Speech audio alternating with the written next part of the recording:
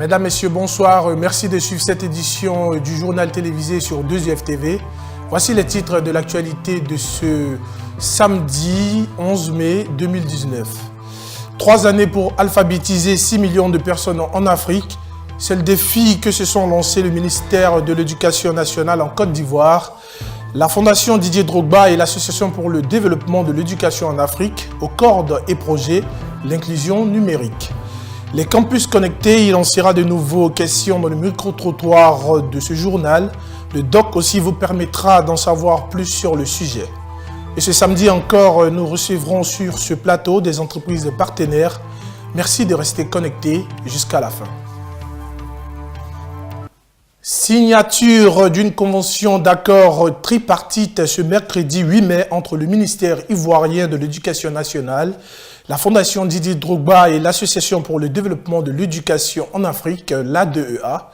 Cet accord vise à accélérer le processus d'alphabétisation de plus d'1 million d'Ivoiriens et de 5 millions de personnes ailleurs en Afrique sur une période de 3 ans. Pour y parvenir, les signataires veulent miser sur l'inclusion numérique. La ministre Kandia Camara a toutefois souhaité que ce projet soit étendu aux personnes adultes alors que la Côte d'Ivoire enregistre un taux de 43% de population non alphabétisée. Nouvelle embellie dans la filière coton en Côte d'Ivoire. Selon les chiffres émanant du Conseil du coton et de l'Anacart, la production ivoirienne a atteint au mois de mai 2019 les 458 762 tonnes contre un peu moins de 412 000 tonnes pour la campagne précédente. Une hausse que le président du Conseil, Adama Coulibaly, explique par un engouement des producteurs et une augmentation des superficies de culture. Après le Kenya, le Maroc et la Côte d'Ivoire, le géant de la distribution espagnole Glovo veut s'installer au Ghana et au Nigeria avant la fin de cette année 2019. L'information a été livrée par Tania Quintero, l'une des responsables du groupe à Abidjan, qui salue déjà les performances enregistrées par sa firme sur le marché ivoirien. Le Ghana va investir un total d'1 milliard de dollars dans la réalisation de projets ferroviaires. Le financement de ces vastes chantiers se fera grâce à un nouvel accord de prêt conclu avec la Chine. Ces infrastructures, comme le souligne le ministre ghanéen des Transports, devront permettre de renforcer le réseau ferroviaire d'est en ouest, de sorte à faciliter l'intégration économique entre les régions du pays. L'économie centrafricaine présente de belles perspectives en termes de croissance soutenue par une inflation maîtrisée. C'est ce que l'on peut retenir du rapport d'une mission du Fonds monétaire international qui a séjourné le pays du 24 avril au 3 mai dans le cadre de la 6e et dernière revue du programme de réforme économique de la République centrafricaine soutenu par la Facilité élargie de crédit, la FEC. La République centrafricaine sort d'une longue période de crise sociopolitique qui avait annihilé les perspectives de croissance dans ce pays, classé parmi les plus pauvres au monde. Direction Rome en Italie, où les membres du gouvernement étaient réunis dans la nuit du mardi à mercredi pour statuer sur le décret-loi croissance qui vise à sortir le pays de la récession. 2 milliards d'euros, c'est le montant que Rome compte engager sur une durée de 3 ans pour relancer l'économie du pays grâce à un plan basé sur une réforme de la politique fiscale, sur une relance des investissements publics et sur les incitations financières. Hors du continent, les négociations entre Pékin et Washington ont repris ce vendredi dans la capitale américaine. Après plusieurs échecs, ces nouvelles discussions sont très loin d'être convaincante, on dénote la mise à exécution dans la matinée du vendredi des menaces du président américain qui avait promis relever de 10 à 25% des taxes sur les importations chinoises sur un montant de 200 milliards de dollars. Alors que les discussions se poursuivent, Donald Trump estime qu'il n'y a aucun besoin de se précipiter. Les campus connectés. Il en était question dans notre édition de mercredi. Cette mesure du chef de l'État français Emmanuel Macron pour renforcer l'accès aux études supérieures de jeunes en zone rurale en Hexagone a captivé la rédaction aujourd'hui. Que savent les Ivoiriens des campus connectés? Le micro-trottoir avec Christian Ago et Rebecca Tro. Les campus connectés. Bon, aucune idée là-dessus. Peut-être qu'il n'y a pas de wifi au campus, donc je ne sais pas c'est quoi campus connecté. Hein. Ah, campus connecté, j'en ai entendu parler, mais franchement, je n'ai aucune idée. Vraiment, campus connecté, je n'ai aucune notion là-dessus. Campus connecté, c'est, je suppose, une affinité avec quelqu'un par communication. On privilégie l'affinité avec quelqu'un par la communication. Les campus connectés, je pense que c'est un système qui est mis en place par l'éducation, de sorte à ce que l'étudiant, étant à la maison, puisse suivre les cours comme s'il était à l'université. Bon, moi, je pense que c'est une relation entre les différents des campus. C'est-à-dire, à travers les travaux qu'ils font, ils font des échanges. Allons comprendre maintenant ce qu'il en est exactement de ce nouveau concept du locataire de l'Élysée. Qu'est-ce que c'est que les campus connectés? En quoi cela consiste précisément? Élément de réponse dans le doc.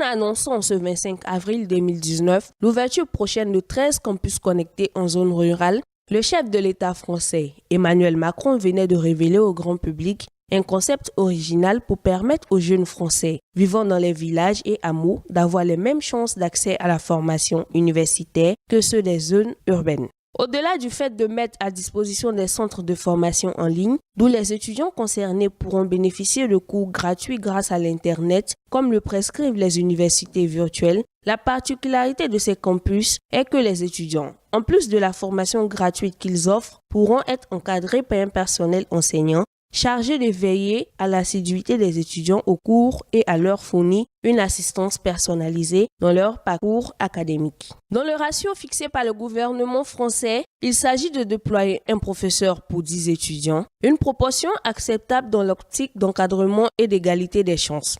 À l'origine de cette mesure, en termes de profitabilité, tant les étudiants que les diplômés sortis d'écoles de formation pédagogique gagnent, puisqu'en plus de faciliter l'accès à la formation, cette mesure devra créer des emplois supplémentaires dans le domaine de l'enseignement supérieur. Il est clair que les États africains pourraient bien réadapter ce modèle de formation en misant sur l'inclusion numérique pour investir durablement dans le capital humain par un plus grand accès à la formation.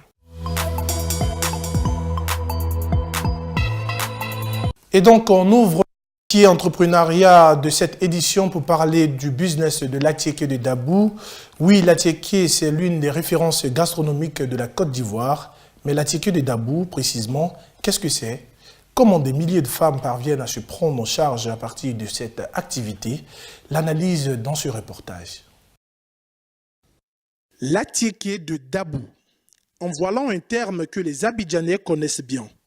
En particulier, ceux qui sont abonnés aux produits de grande consommation. Si cet aliment a fini par se faire la réputation qu'on lui sert aujourd'hui, ce n'est pas tant qu'il diffère de l'Atiéké courant que les Ivoiriens ont l'habitude de consommer, mais sa spécificité réside un peu dans une sorte de mélange alliant à la fois originalité culinaire et modèle de conditionnement. Yepougon Carrefour Siporex.